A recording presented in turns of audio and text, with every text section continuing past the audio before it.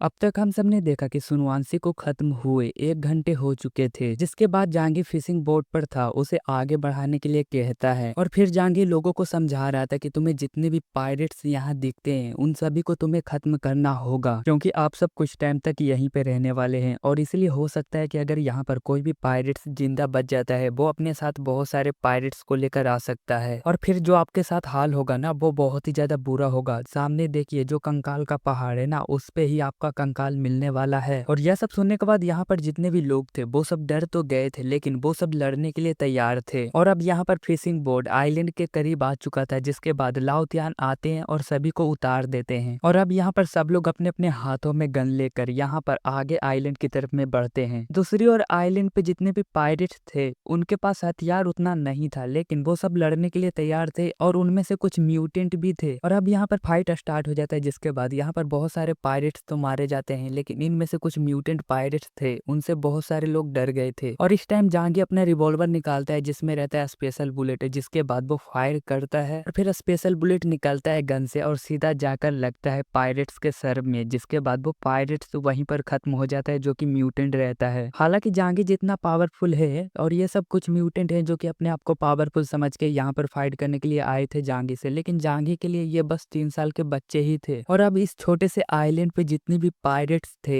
उन्हें खत्म करने में यहाँ पर सब लोगों को 2 घंटे का टाइम लग जाता है। और अब इस आइलैंड पे शांति हो जाता है, क्योंकि आइलैंड पे जितने भी पायरेट्स थे वो सबके सब मारे गए थे। और अब यहाँ पर जहांगीर सभी लोगों को गुफा के अंदर चलने के लिए कहता है। और अब यहाँ पर जैसे ही सब लोग गुफा के अंदर आते हैं जहांगीर भी आता है, जिसके बाद यहाँ पर सब लोगों को गर्म महसूस होता है। हालांकि ये गुफा बहुत ही बड़ा था, लेकिन गुफा के अंदर बहुत सारे डेड बॉडी पड़े हुए थे और उसमें से बहुत ही ज्यादा ब्लड का स्मेल आ रहा था, जिससे लोगों को वोमिटिंग जैसा होने लग जाता है। और अब जहांगीर कहता है कि हेलो, आप सब मेरे बातों को ध्यान से सुनिए। और इस टाइम सब लोग देखने लग जाते हैं कैप्टन की तरफ, मतलब जहांगीर की ओर। तभी जहांगीर कहता है कि आपको कुछ टाइम तक यहीं पे रहना होगा और मैं जाऊंगा हुआक्सू देश, और फिर मैं कमांडर से बात कर कर यहाँ पर बहुत सारे फोर्स को लेकर आऊंगा और आप सबको फिर हुआक्सू देश लेकर जाऊंगा। और यह सब सुनने के बाद यहाँ पर जितने भी लोग थे वो सब बहुत ही ज्यादा डर जाते हैं और वो सब अपने मन ही मन में कहते हैं कि अब लगता है कि कैप्टन हमें यहीं पे छोड़ने वाले हैं और हमें नहीं ले जाने वाले हैं साथ में, और अब हमारा क्या होगा। और यही सब सोचकर यहाँ पर लोग अपने आप में ही एंजाइटी फील करने लग जाते हैं। और इस टाइम पे जहांगीर देखता है कि लोग बहुत ही ज्यादा घबरा गए हैं और डर चुके हैं, जिसके बाद जहांगीर कहता है कि आप सब अपने मन में कुछ भी उल्टा सीधा मत सोचिए, क्योंकि मिस जू और यहाँ पर लाओतियान और जितने भी सेलर हैं वो सब आपके साथ ही रहने वाले हैं। और जब यहाँ पर लोग सुनते हैं कि मिस जू और यहाँ पे लाओतियान यहीं पे रहने वाले हैं, जिसके बाद वो सब बहुत ही अच्छा फील करते हैं। और इसी टाइम पे जूयू के सुनती है कि मुझे कैप्टन यहीं पे छोड़ने वाले हैं, जिसके बाद वो जहांगीर के पास जाती और फिर कहती है कि आप मुझे ऐसे नहीं छोड़ सकते, आप भी मुझे लेकर साथ में चलिए हुआक्सू देश। और यह सब सुनने के बाद जहांगीर जूयू के तरफ में देखने लग जाता है, जिसके बाद वो फिर कहता है कि देखो, मैं यहाँ पर अपने स्पेस डोर में एक बार में एक ही इंसान को लेकर जा सकता हूँ और इसीलिए मैं डॉक्टर झाओ को साथ में लेकर जा रहा हूँ, लेकिन मैं जल्द ही तुम्हें लेने के लिए आऊंगा। और यह सब सुनने के बाद झुंझुके थोड़ा उदास हो जाती है, लेकिन झुंझुके को यह पता लग जाता है कि जहांगीर के दिल में सबसे ज्यादा डॉक्टर झाओ के लिए जगह है और मेरे लिए जहांगीर के दिल में कोई भी जगह नहीं है, क्योंकि मैंने अभी तक ऐसा काम ही नहीं किया है जिसके लिए जहांगीर के दिल में मैं जगह बना पाऊं। और यह सब समझने के बाद झुंझुके कहती है कि ठीक है कैप्टन, आप जाइए और जल्दी से जल्दी हमें ले जाने के लिए आइएगा, और कैप्टन मैं यहीं पे रहकर आपके आने का वेट करती रहूंगी। हालांकि हम सब जानते ही हैं कि जहांगीर बहुत सारे लोगों को लेकर जा सकता है, क्योंकि हम सब ने ज़ोंबी वॉर के टाइम पर देखा था कि जब ज़ोंबी बहुत ज्यादा बढ़ गए थे और हमला करने के लिए आगे बढ़े थे, तो जहांगीर ने डोर डोर टेलीपोर्टेशन डोर को ओपन किया था और फिर फाइटीजू, अंकल यू और टीचर लियांग और जहांगीर वहां से भाग गए थे 400 मीटर दूर। और अब जहांगीर लाओतियान को कहता है कि यहाँ पर जितने भी कम्युनिकेशन डिवाइस है उन्हें आप ले लीजिए, जब्त कर लीजिए कि कोई भी बात कहीं भी ना कर पाए। और यह सब बताने के बाद जहांगीर अपने स्पेस वाली एबिलिटी का यूज करता है, जिसके बाद वो अपने स्पेस से बहुत सारा खाना और पानी निकालता है और फिर लाओतियान को दे देता है और फिर कहता है कि लोगों का अच्छे से ध्यान रखिएगा। और अब जहांगीर अपने स्पेस वाली एबिलिटी का यूज कर डुअर डोर टेलीपोर्टेशन डोर को ओपन करता है और फिर डॉक्टर झाओ को पकड़कर सीधा डुअर डोर टेलीपोर्टेशन डोर के अंदर चला जाता है। और इस टाइम पे लाओतियान लीडर थे यहाँ के, जिसके बाद वो फिर कहते हैं कि अच्छे से रहना तुम लोग और यहाँ पर देखभाल करते रहना कि कोई आता है या नहीं। हालांकि जहांगीर इस टाइम पर अभी 1000 मीटर तक ही अपने डुअर डोर टेलीपोर्टेशन डोर से जा सकता है और इसीलिए जहांगीर को तिहनाई सिटी जाते जाते यहाँ पर 10 मिनट लग गए थे। और अब जहांगीर और डॉक्टर झाओ 5 महीने बाद यहाँ पर सांकी टावर को देखते हैं, जो कि तिहनाई सिटी का सबसे मशहूर टावर है। और इस टाइम जांगी कम्युनिकेशन डिवाइस से कनेक्ट करता है सिनिक्सिन से, और फिर जांगी कहता है कि मैं तिहनाई शहर लौट आया हूँ और जल्द ही शेल्टर पहुंचने ही वाला हूँ। और इस टाइम सिनिक्सिन सभी को बताने के लिए चली जाती है, जिसके बाद यहाँ पर सब लोग बहुत ही ज्यादा खुश थे और जांगी के आने का वेट कर रहे थे। और अब जांगी अपने स्पेस वाली एबिलिटी का यूज कर अपने स्पेस से एक कार निकालता है, और फिर जांगी और डॉक्टर झाओ अपने शेल्टर वापस चले आते हैं। और फिर जांगी और डॉक्टर झाओ यहाँ पर जैसे ही दरवाजा खोलते हैं, सब लोग बहुत ही ज्यादा खुश थे जांगी और डॉक्टर झाओ को देखकर। और इस टाइम हुआ हुआ जल्दी से जाता है और पूरा स्पीड में उछलकर सीधा जांगी का गोद में चला जाता है और फिर चाटने लग जाता है जांगी को। इस टाइम अंकली और फैटीजू भी बहुत ही ज्यादा खुश थे, लेकिन वो दिखा नहीं पाते कि वो कितना खुश है, बस इतना ही कहते हैं कि तुम लोग फाइनली घर आ चुके हो। और इस टाइम सब लोग कहते हैं कि मुझे ओशन के बारे में बताइए कि आखिरकार ओशन में आप लोगों ने 4 महीने में क्या क्या किया और वहां पर क्या क्या हुआ। तभी जांगी कहता है कि ठीक है, पहले मैं नहा लेता हूँ और तैयार होकर मैं आप लोगों को शुरू से सब कुछ बताऊंगा। और अब जांगी नहा कर कपड़े पहनकर वो सीधा आ जाता है अपने रूम से बाहर। और इस टाइम झोऊ हैमी और यहाँ पर यांगसिया ये दोनों ही खाना बना रहे थे रसोई घर में। और बच्चे बाकी लोग सब लोग बहुत ही ज्यादा खुश थे, वो सब कहानी सुनना चाहते थे और इसलिए सब लोग सोफे पर बैठे हुए थे। और अब जांगी आता है और शराब पीते हुए पूरा 1 घंटे तक बक बक बक बक करता रहता है और पूरा शुरू से अंत तक बता देता है जो कुछ भी हुआ। हालांकि यह स्टोरी सुनने के बाद यहाँ पर जितने भी लोग थे वो सब बहुत ही ज्यादा शॉक थे, क्योंकि इन्हें आज पता लगता है कि दुनिया में 18,000 पावर इंडक्शन वाला भी इंसान है, और वो इंसान कोलंबिया का है और वो कोलंबिया ओशन का लॉर्ड है। हालांकि उसका नाम तुम लोगों को पहले ही बता दिया था, फिर भी बता देता हूँ, उसका नाम है कार्डलेस। और यह सब जानने के बाद फैटीजू कहता है कि बॉस आपसे पावर इंडक्शन उसका ज्यादा है 10,000, और यहाँ तक कि पूरे जियांगन क्षेत्र में भी एप्सिलॉन लेवल का म्यूटेंट नहीं है, तो हम क्या करेंगे अगर हमारा सामना उससे होता है तो। और यह सब सुनने के बाद जांगी कहता है कि आप सब ज्यादा चिंता मत करिए, हमारे पूर्व चीन में भी बहुत सारे लोग हैं जो कि बहुत ही ज्यादा पावरफुल हैं और वो उन्हें रोक सकते हैं। और यह सब सुनने के बाद सिनिक्सिन कहती है कि अब आप क्या करेंगे, पहले विलेज सिटी जाएंगे और कमांडर से बात करेंगे। और यह सब सुनने के बाद जांगी कहता है कि मेरा प्लान तो पहला यही है कि मैं किसी भी तरह से पहले जू यूके को बचाऊं। और यह सब सुनने के बाद सिनिक्सिन कहती है कि मुझे ऐसा लगता है कि कोलंबिया नेवी सोल्जर अभी भी आपको ढूंढ रहा होगा, क्योंकि आपने जो किया है उसके लिए वो आपको कभी नहीं माफ करेंगे। और यह सब सुनने के बाद जांगी कहता है कि ऐसा नहीं है, अगर मैं जियांगन क्षेत्र जाता हूँ तो कमांडर हर जगह बात फैला देंगे कि मैं पहुंच चुका हूँ, जिसके बाद यही होगा कि सब लोगों को पता लग जाएगा। जब कोलंबिया को यह पता लगेगा कि वो सब पहुंच चुके हैं तो वो मेरा पीछा छोड़ देंगे और नाकाबंदी हटा देंगे। यह सब सुनने के बाद सिनिक्सिन कहती कि ऐसा नहीं है, अगर मैं कोलंबिया की कमांडर होती तो मैं निगरानी को और भी ज्यादा बढ़ा देती। हालांकि जांगी ने अपनी फैमिली को जो स्टोरी सुनाया था उसमें गॉड सोर्स के भी बारे में बताया था, लेकिन जांगी ने पूरी अच्छे से कहानी को नहीं बताया था। जानते ही हो जांगी कैसा है। और गॉड सोर्स के बारे में जानने के बाद सिनिक्सिन कहती है कि आप उसे पाना नहीं चाहते हैं। और यह सब सुनने के बाद जांगी के चेहरे पर एक अलग ही स्माइल था। और इसी टाइम पे यांगसिया आती है और कहती है कि आप जब घर पर नहीं थे तो हमने भी बहुत ही ज्यादा मेहनत किया है, तो आपके लिए बहुत ही अच्छा सरप्राइज है।